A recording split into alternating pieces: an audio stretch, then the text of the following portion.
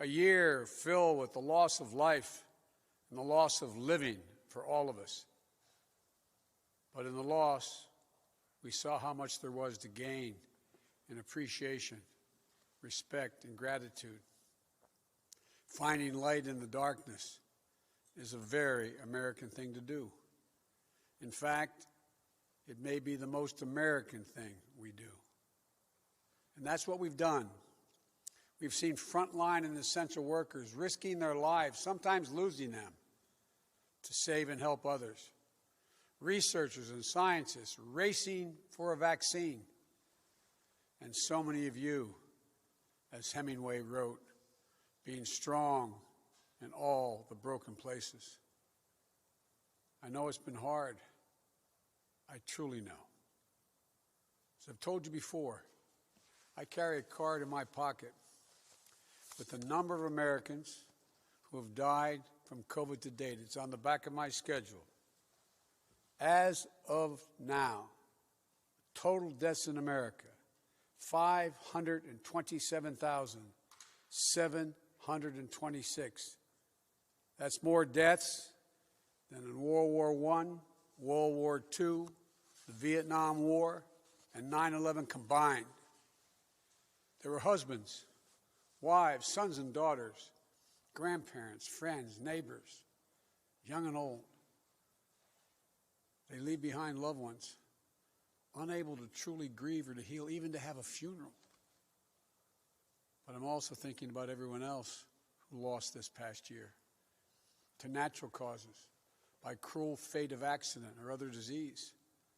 They too died alone. They too leave behind loved ones who are hurting badly.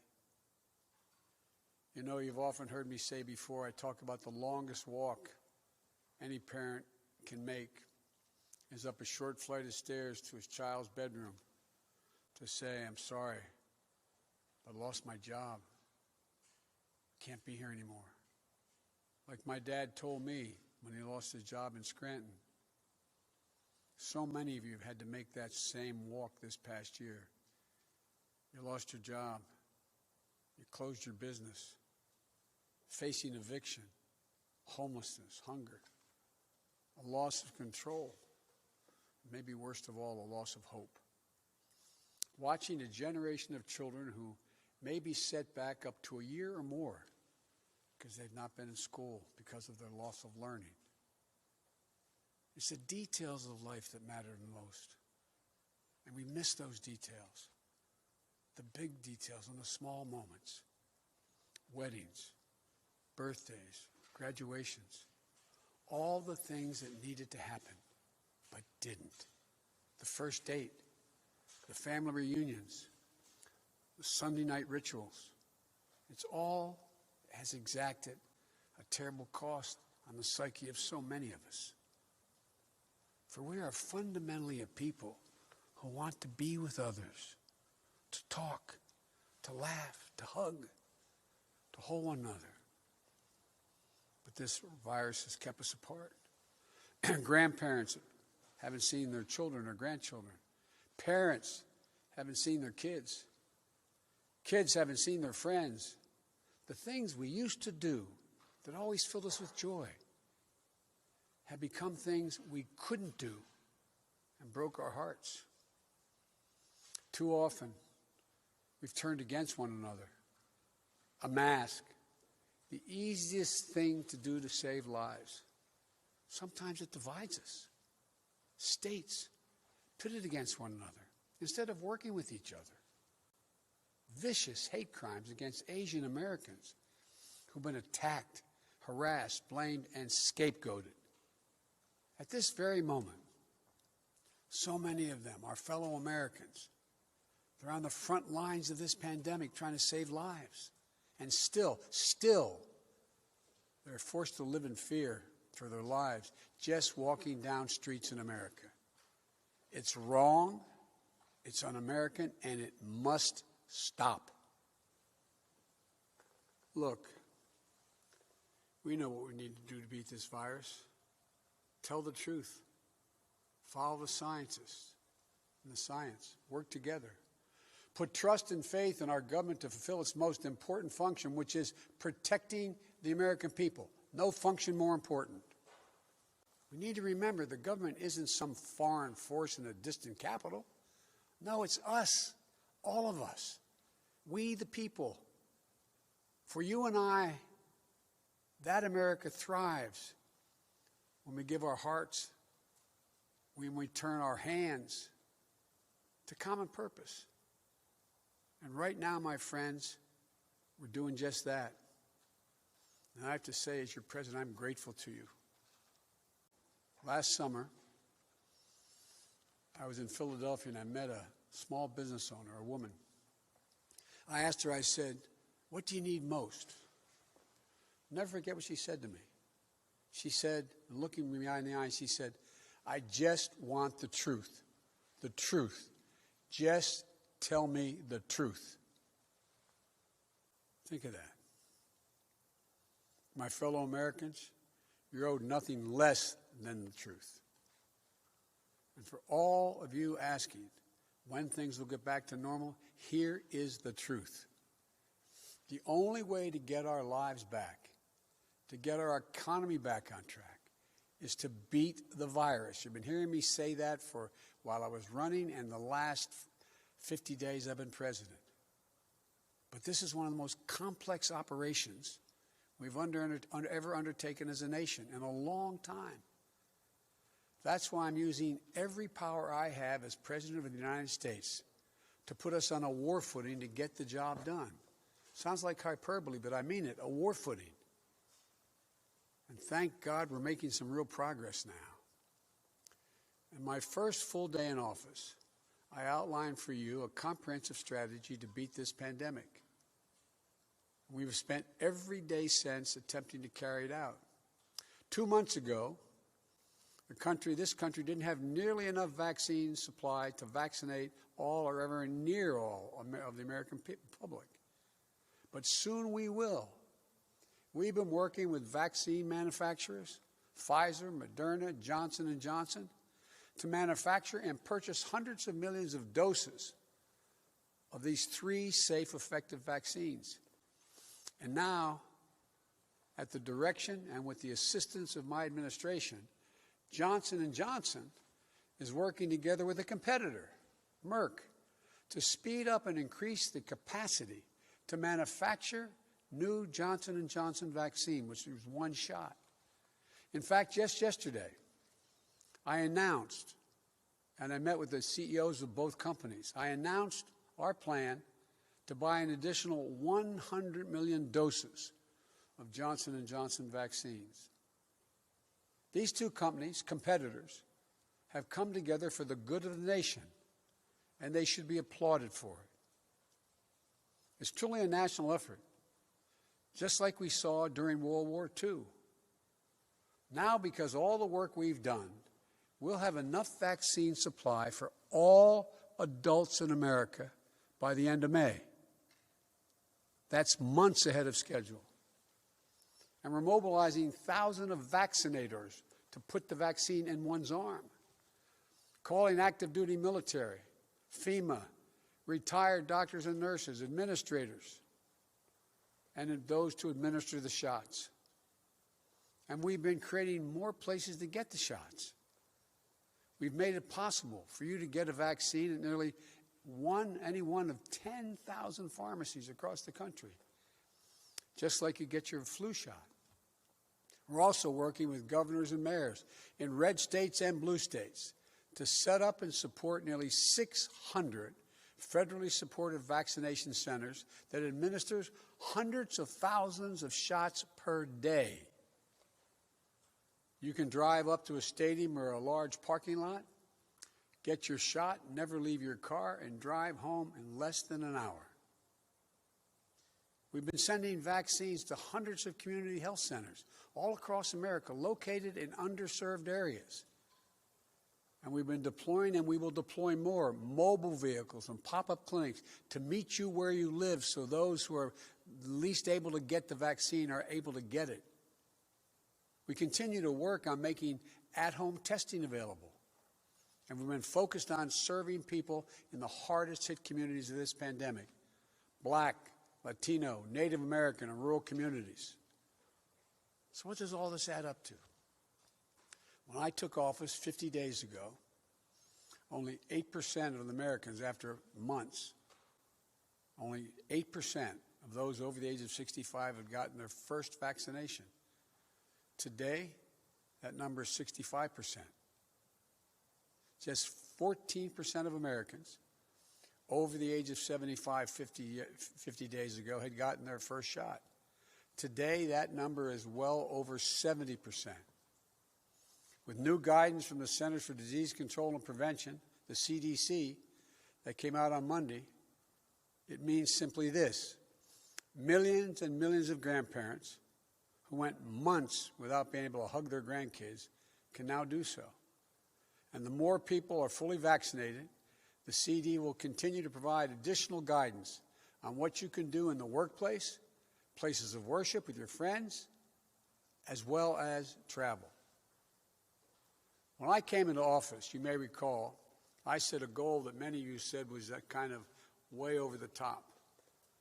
I said I intended to get 100 million shots in people's arms in my first 100 days in office. Tonight, I can say we're not only going to meet that goal, we're going to beat that goal, because we're actually on track to reach this goal of 100 million shots in arms on my 60th day in office. No other country in the world has done this. None. And I want to talk about the next steps we're thinking about. First, tonight, I'm announcing that I will direct all states, tribes, and territories to make all adults, people 18 and over, eligible to be vaccinated no later than May 1. Let me say that again. All adult Americans will be eligible to get a vaccine no later than May 1. That's much earlier than expected. Let me be clear. That doesn't mean everyone's going to have that shot immediately, but it means you'll be able to get in line beginning May 1. Every adult will be eligible to get their shot. And to do this, we're going to go from 1 million shots a day that I promised in December, before I was sworn in, to beating our current pace of 2 million shots a day, outpacing the rest of the world.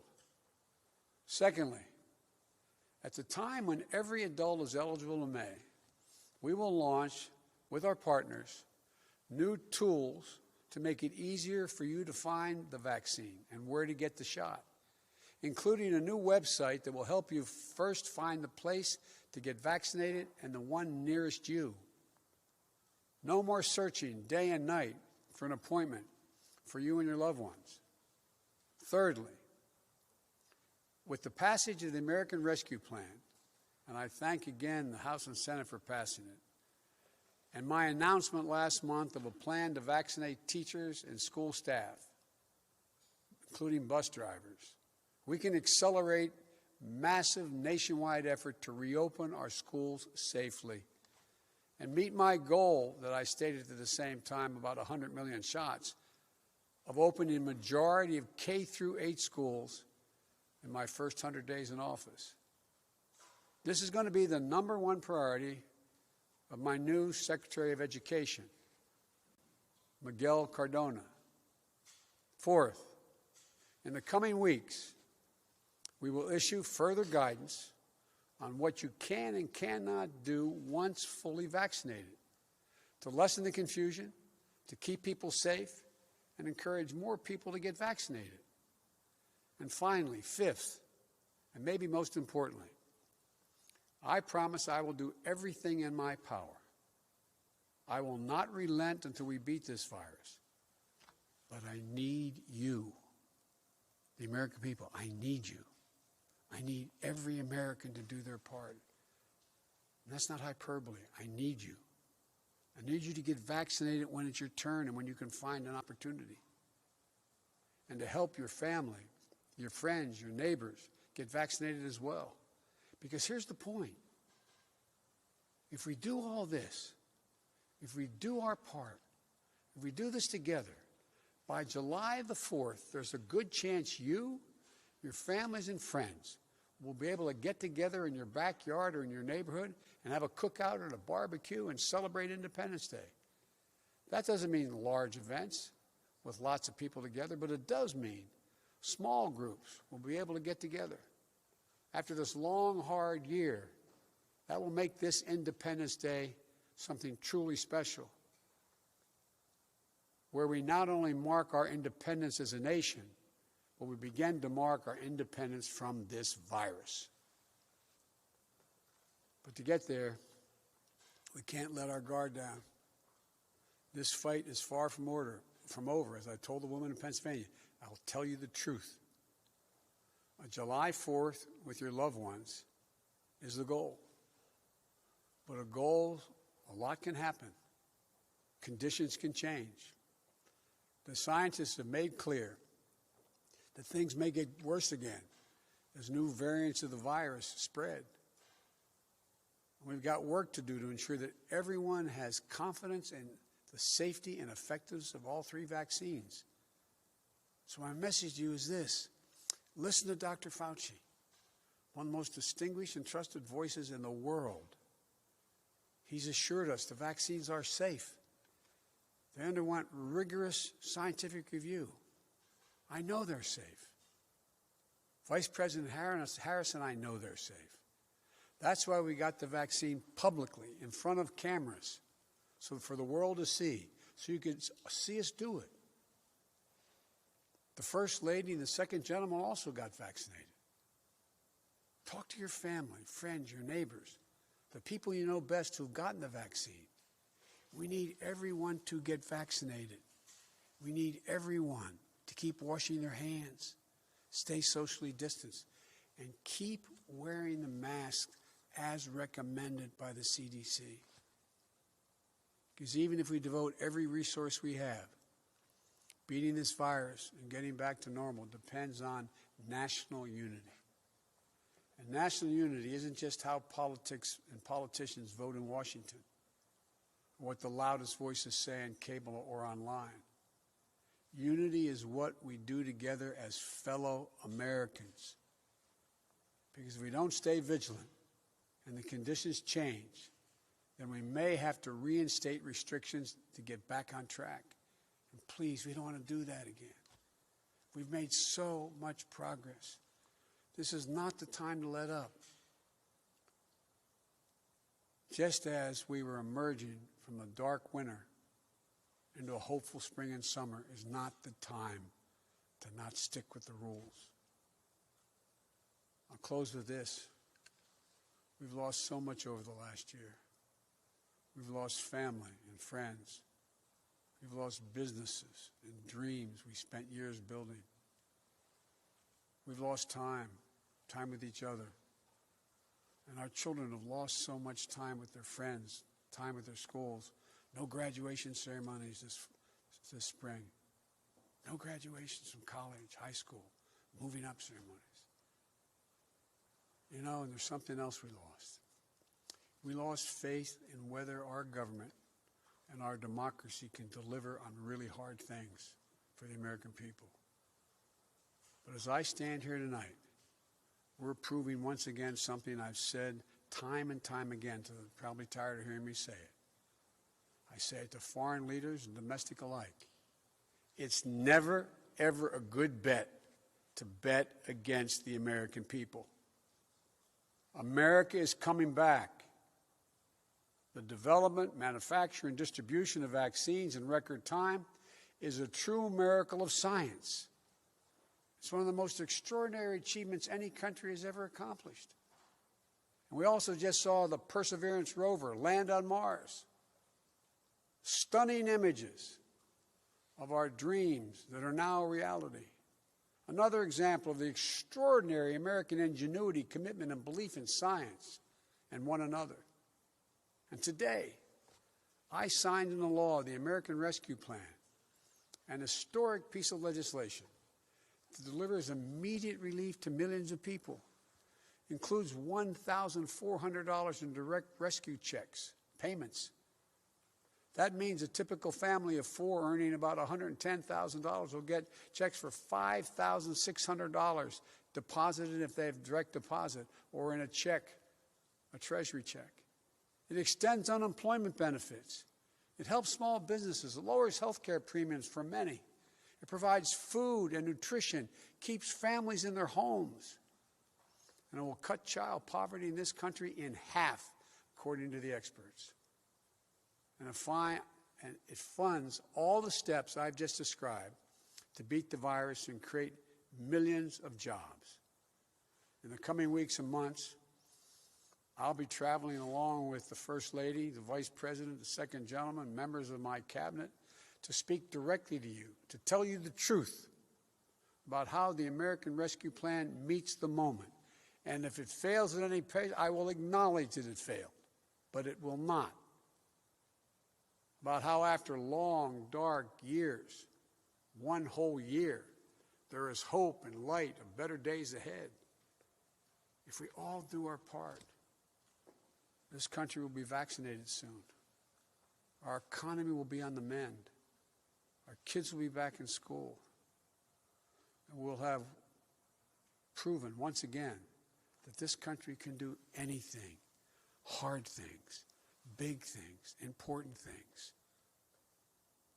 Over a year ago, no one could have imagined what we were about to go through. But now, we're coming through it. And it's a shared experience that binds us together as a nation. We are bound together by the loss and the pain of the days that have gone by. We're also bound together by the hope and the possibilities of the days in front of us. My fervent prayer for our country is that after all we've been through, we'll come together as one people, one nation, one America. I believe we can and we will. We're seizing this moment.